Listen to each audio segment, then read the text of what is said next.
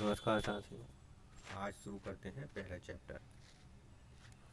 पहला चैप्टर का नाम है इकाई 1 जनन रिप्रोडक्शन। रिप्रोडक्शन स्टार्ट करते हैं आज से। ठीक है। पहला अध्याय है इसमें जीवों में जनन। जीवों में जनन किस प्रकार होता है, इसकी अवधि क्या है, इसकी परिभाषा देख लेते हैं। जीवों के जन्म में से लेकर उनकी प्राकृतिक मृत्यु तक के समय को जीवन काल कहते हैं। अर्थात जहाँ उसकी बर्थडे होती है, बर्थ बर्थ होती है इनकी, वहाँ से लेकर डेथ जब तक होती तब तक के जीवन को हम क्या कहते हैं, जीवन अवधि कहते हैं। जनन किसी भी जीव द्वारा अपने समान जीव उत्पन्न करने की प्रक्रिया को जनन कहते हैं। क्या कहेंगे इसे, जनन कहेंगे। तो जनन दो प्रकार का हो सकता है, होता है अलैंगिक जनन और लैंगिक जनन। अलैंगिक जनन को इंग्लिश में कहते हैं असेक्सुअल रिप्रोडक्शन। अलैंगिक जनन में लिंगों का भेद नहीं होता है, इसमें सिर्फ एक जनक की आवश्यकता होती है। इस जनन से संतान उत्पन्न संतान अपने जनक के समान होते हैं, इसे क्लोन कहते हैं, जिन्हें हम क्या कहते हैं, क्लोन कहते हैं। ठीक है। तो ये जो है, इसमें क्या होता है कि जो एक जनक है उसी के समान बाकी संतानें उत्पन्न हो जाती हैं, जिस कारण क्या है कि इनके इनकी संरचना और सब कुछ, हाव रूप जो है वो सब समान होता है जनक के समान। इस कारण इनके कहते हैं, क्लोन कह देते हैं इन्हें। दूसरा है लैंगिक जनन। लैंगिक जनन में क्या होता है कि सेक्सुअल रिप्रोडक्शन जिसे कहते हैं, इसमें नर और दो विपरीत जनकों की आवश्यकता होती है, एक को नर एक को मादा बोलते हैं। और इससे उत्पन्न शिशु को जनक के समान नहीं होता है। नर से पहले नर युग्मक बनता है, जैसे कि शुक्राणु बनता है, और मादा से मादा युग्म बनता है, अंडाणु बनता है। और शुक्राणु और अंडाणु जब आपस में मिलते हैं, संलयन करते हैं, तब युग्मनज बनता है। और युग्मनज से ही ऑफस्प्रिंग का या शिशु का बर्थ होता है। ठीक है, ऑफस्प्रिंग या शिशु का बर्थ होता है।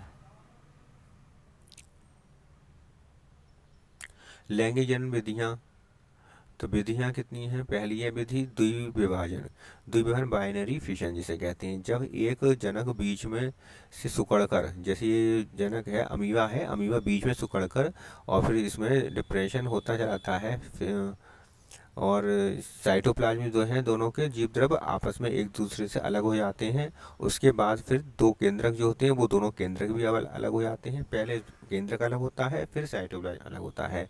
तो जो जनक है, पेरेंट्स हैं, पेरेंट्स का पहले न्यूक्लियस अलग होगा, केंद्र अलग, केंद्र दो भागों में टूट जाएगा और दोनों अलग अलग सिरों पे चले जाएंगे। सबसे पहले केंद्र अलग अलग सिरों में चले जाएंगे, जैसे उसे हम कहेंगे कैरियोगेमी।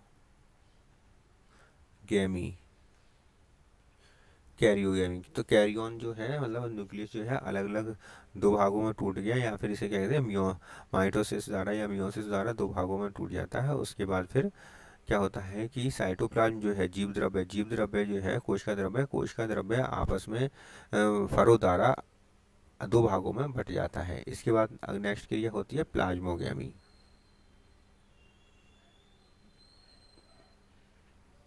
प्लाज्मोगेमी के बाद ही दो ऑफस्प्रिंग प्राप्त होते हैं, दो बच्चे प्राप्त होते हैं। ये क्रिया इसमें होती है। पहले होगी कैरियोगेमी, उसके बाद होगी प्लाज्मोगेमी, फिर बच्चे बनेंगे, फिर संतानें उत्पन्न होंगी। जैसे यूगुलिना में, प्रोटोजोआ में इसी तरह से होता है। अमीबा में द्विविभाजन। बीजाणु जन्म की जो क्रिया है स्पोरुलेशन कहलाते हैं। इसमें जीव बीजाणु उत्पन्न करते हैं। इसमें क्या होता है, स्पोर उत्पन्न करते हैं, बीजाणु उत्पन्न करते हैं, और वह बीजाणु अंकुरित होकर नया जीव उत्पन्न करते हैं। और इन बीजाणुओं से पहले तो पेरेंट्स होगा, पेरेंट से बनेंगे स्पोर, बीजाणु, और बीजाणु से बनेंगे ऑफस्प्रिंग। ऑफस्प्रिंग बनेंगे या संतान बनेगी, जैसे कि पेनिसिलियम। पेनिसिलियम में ये कॉनिडिया, कॉनिडिया क्या है, इस कॉनिडिया स्पोर कहलाते हैं। कॉनिडिया क्या होते हैं, स्पोर होते हैं, ये कॉनिडिया बनते हैं। कॉनिडियो फोर पर कॉनिडिया बनते हैं, ये कॉनिडियो फोर।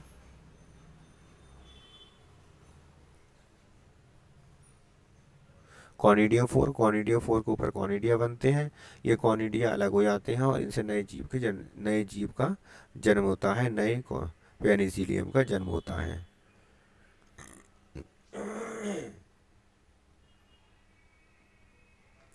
मुकुलन विधि जो है बडिंग जिसमें कहते हैं, जनन के जीव जनन के जनक के शरीर से मुकुल नामक एक बड बनती है, आउटग्रोथ निकलती है या बड बनती है, जिसे मुकुल कहते हैं। मुकुल जैसा जनक के शरीर से अलग हो जाता है और संतान की उत्पत्ति होती है, जैसे कि ईस्ट ईस्ट हाइड्रा। ईस्ट और हाइड्रा में ऐसे ही होता है। यह हाइड्रा है, हाइड्रा में देखिए ये मुकुल बन गया। ये मुकुल जो है, जिसे कलिका कहेंगे या मुकुल कहेंगे, ये यहाँ से अटैच डिटैच हो जाएगी, अलग हो जाएगी और नए फिर मुकुल का, नए हाइड्रा का निर्माण करेगी। ठीक है, हाइड्रा में मुकुल विधि द्वारा भी जनन होता है।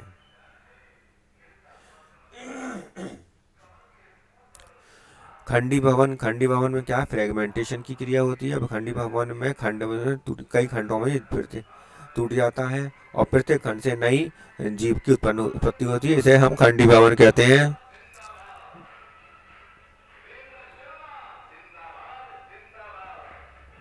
खंडी भवन कहते हैं, जैसे कि स्पायरोगायरा और यूलोथेरिक्स। स्पायरोगायरा और यूलोथेरिक्स में इसी तरह का होता है, पहले ये टुकड़े टुकड़े हो जाते हैं और प्रत्येक टुकड़े से नए नए जीव की उत्पत्ति होती है। ये पेरेंट है और पेरेंट में जो ये दिखाया गया है, ये स्पाइरल क्लोरोप्लास्ट है। स्पाइरल क्लोरोप्लास्ट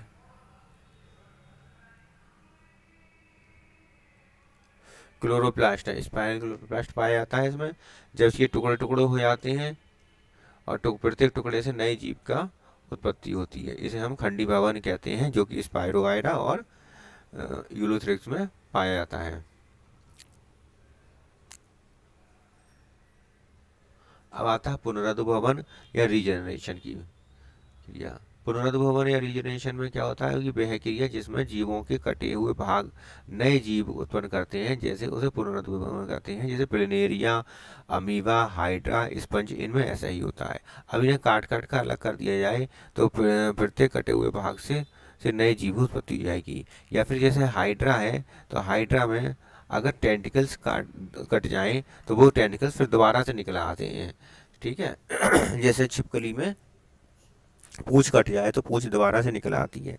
इसको हम कहते हैं पुनरुद्भवन या रीजनरेशन की क्रिया कहते हैं।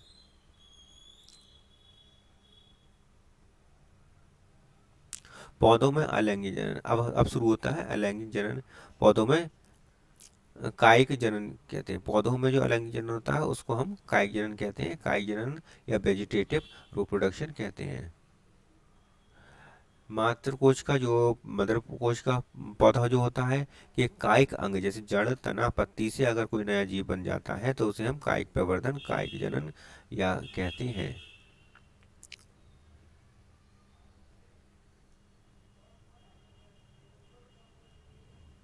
अर्धवायवीय तना, अर्धवायवीय मतलब आधा जो वायु में हो। अर्धवायवीय तना, इसमें पौधों का तना बढ़कर भूमि या जाल में स्पर्श होकर जल में भूमि या जल में स्पर्श होकर नया पौधा उत्पन्न कर लेता है। अर्थात जैसे कि कोई पौधा है और ये पौधा भूमि पर बढ़ता चला जाएगा, इसका एक सिरा, और फिर वहां से फिर नया पौधा उत्पन्न कर लेगा। या फिर एक पौधा है, जैसे कि अब उदाहरण देख लेते हैं, इसकी ऊपरी भूस्थारी रनर्स जो धूप घास होती हैं इस तरह की होती हैं, जैसे हमने बताया अभी। स्टोलोन, स्ट्रॉबेरी और ऑफसेट जो होती हैं जलकुंभी या पिस्टिया होती हैं। इसके अलावा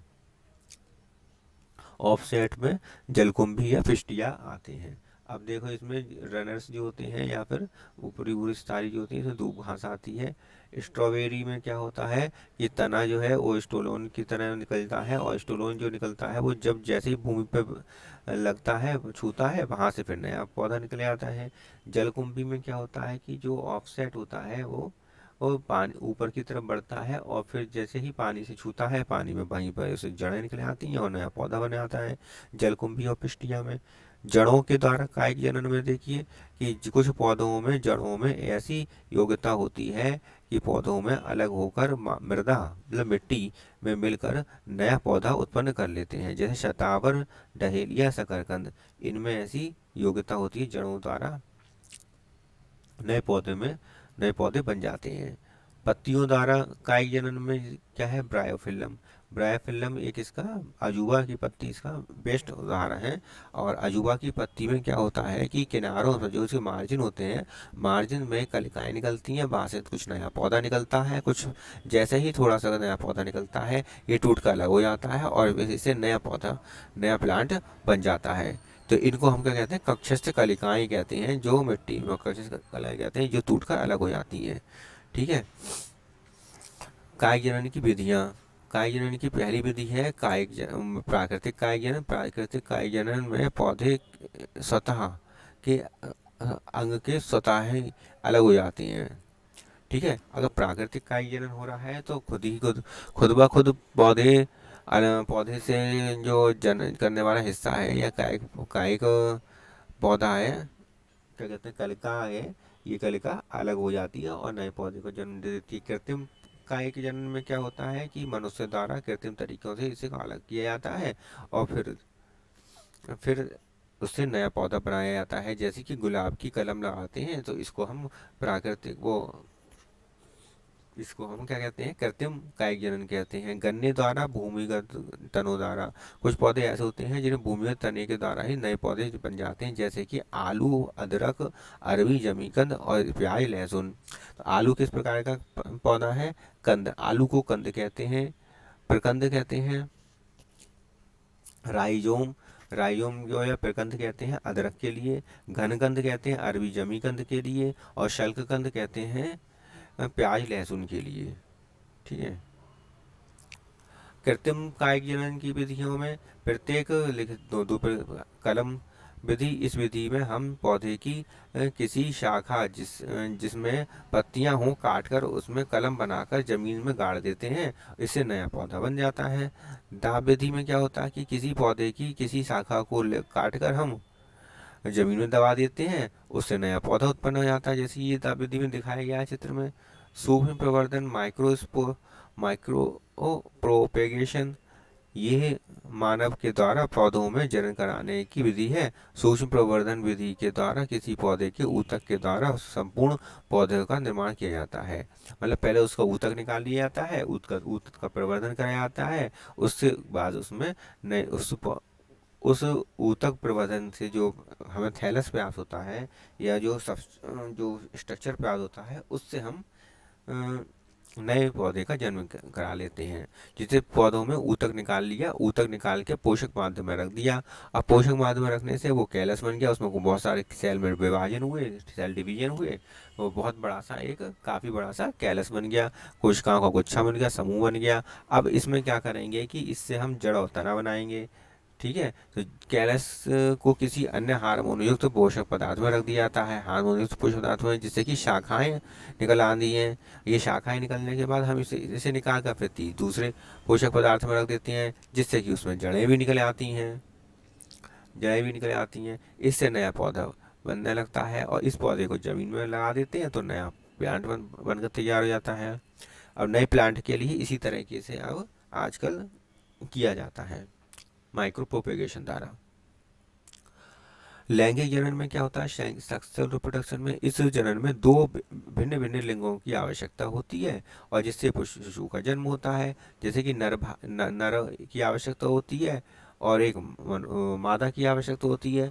नर भाग जो होता है, नर सेक्स ऑर्गन जो होता है, उसमें नर युग्मक का निर्माण होता है। मादा भाग है, मादा सेक्स ऑर्गन है, इसे मादा युग्मक का निर्माण होता है और दोनों के संलयन से युग्मनज का निर्माण होता है और युग्मनज से नया शिशु बनता है। बाइसेक्सुअल किसे कहते हैं, द्विलिंगी, जब एक ही प्राणी में नर तथा मादा भाग एक साथ उपस्थित होते हैं तो उसे द्विलिंगी कहते हैं। जैसे केचुआ, लीच, स्पंज। यूनिसेक्सुअल का मतलब होता है जब नर या मादा अलग अलग होते हैं। प्राणियों जैसे मनुष्य, बंदर, कुत्ता, इनमें एक एक एनिमल में एक ही तरीके का अंग पाया जाता है, सेक्स ऑर्गन पाया जाता है। लैंगिक जनन में होने वाली घटनाएं वैसे पहले निषेचन से पहले की घटनाएं, निषेचन वाली घटनाएं और निषेचन के बाद की घटनाएं, ये 3 प्रकार की घटनाएं होती हैं। अब निषेचन से पहले की घटनाएं जो होती हैं उसमें कौन क्या क्या होता है, युग्मक जनन की क्रिया होती है, नर और मादा युग्मकों का निर्माण होता है, इसे युग्मक जनन की क्रिया कहते हैं। उसके बाद जब युग्मक जनन हो जाता है, मतलब जैसे नर है और एक मादा है, इनसे युग्मक बन जाता है, शुक्राणु बन जाता है मेल से, और फीमेल से अंडाणु बन जाता है, तो ये युग्मक बन गए, ये युग्मक बन गए, ठीक है।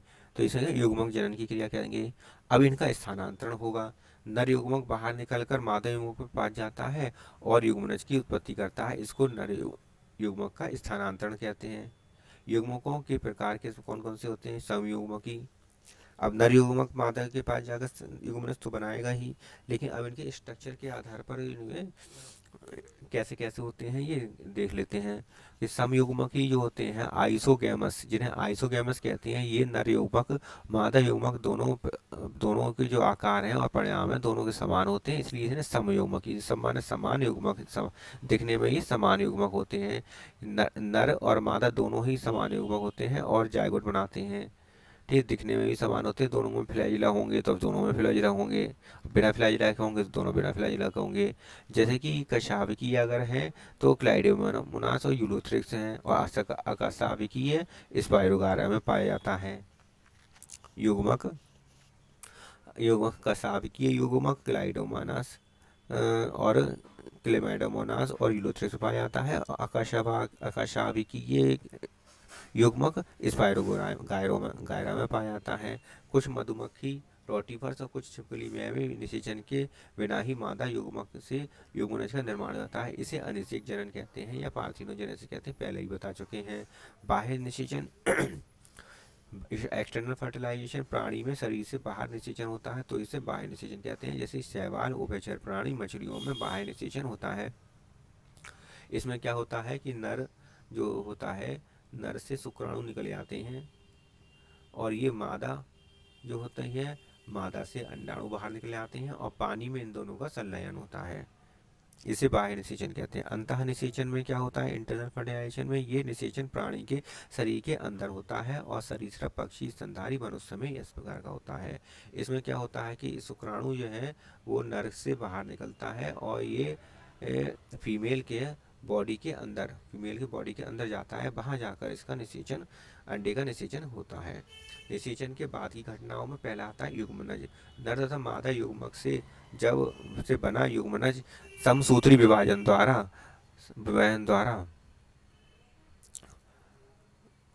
विभाजन होता है और होता रहता है और ये विकसित होता रहता है, ठीक है। भ्रूणोद्भिद युग्मनज विकसित होकर भ्रूण का निर्माण करता है और भ्रूणोद्भव, इसको भ्रूणोद्भव कहते हैं। अंडप्रजक, ओविपेरस ऐसे एनिमल्स होते हैं जो युग्मनज से अंडे का निर्माण करते हैं, इसलिए इन्हें अंडप्रजक या ओविपेरस कहते हैं। सजीव प्रजक, जिन प्राणियों में युग्मनज का विकास शरीर के अंदर ही हो जाता है और शरीर प्रजक कहते हैं या बीबीपेरस कहते हैं। ऐसे क्या कहते हैं, बीबीपेरस मनुष्य, जैसे कि मनुष्य या स्तनधारी।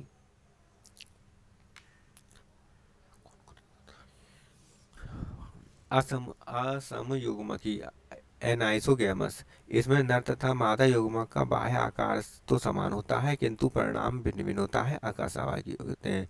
जैसे कि बाह्य आकार तो समान होगा लेकिन आकार समान नहीं होगा, बाह्य आकार तो समान होगा किंतु इसका परिणाम भिन्न भिन्न होगा, मतलब इसका परिणाम अलग होगा, ये फीमेल होगा, ये मेल होगी, इस प्रकार अलग अलग होगा। क्लेमाइडोमोनास ब्राउनी में ऐसा ही होता है। विषम युग्मकी जो होते हैं ऊगैमस से, इनमें नर तथा मादा दो भिन्न प्रकार का होता है, दो युग्मक भिन्न प्रकार के होते हैं। इनका ना तो आकार समान होता है और ना ही इनका परिमाण समान होता है। ठीक है। तो ये कि अंडाणु है मादा युग्मक है, ये शुक्राणु है नर युग्मक है, दोनों ही दिखने में और हाव भाव में सब में अलग अलग है। कारा शैवाल है जो कि रेड है, और यू ईडोगोनियम। निषेचन में क्या होता है कि नर मादा युग्मक संलयित होते हैं, और इसे जैसे नर युग्मक है, नर युग्मक है शुक्राणु, और मादा युग्मक है, तो ये दोनों संलयित होंगे, तो इसे कहते हैं संलयन या सिंगेमी कहते हैं। इसको हम क्या कहते हैं? सिंगेमी। सिनगेमी। सिनगेमी कहते हैं। परिणाम स्वरूप द्विगुणित युग्मनज का निर्माण होता है।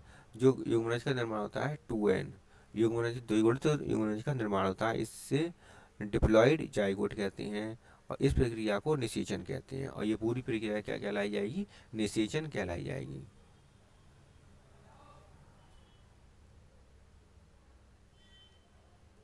ठीक है। इस प्रकार आज का चैप्टर समाप्त हो जाता है, ये चैप्टर नंबर 1। अब नेक्स्ट देखेंगे। इसे लाइक करें, शेयर करें अपने साथियों के साथ।